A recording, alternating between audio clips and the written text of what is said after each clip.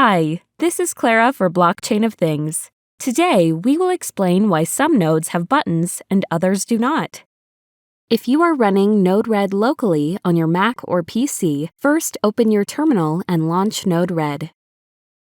Copy the server address and paste it into your browser. Some nodes include a button on the left or right edge of the node. These buttons allow manual interaction with the node from within the editor and don't require data to be passed to them.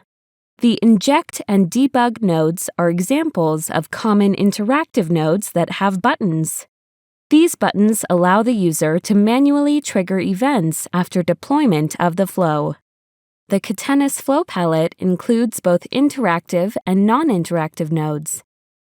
For example, the List Messages node seen here has a button, while the Transfer Asset node does not.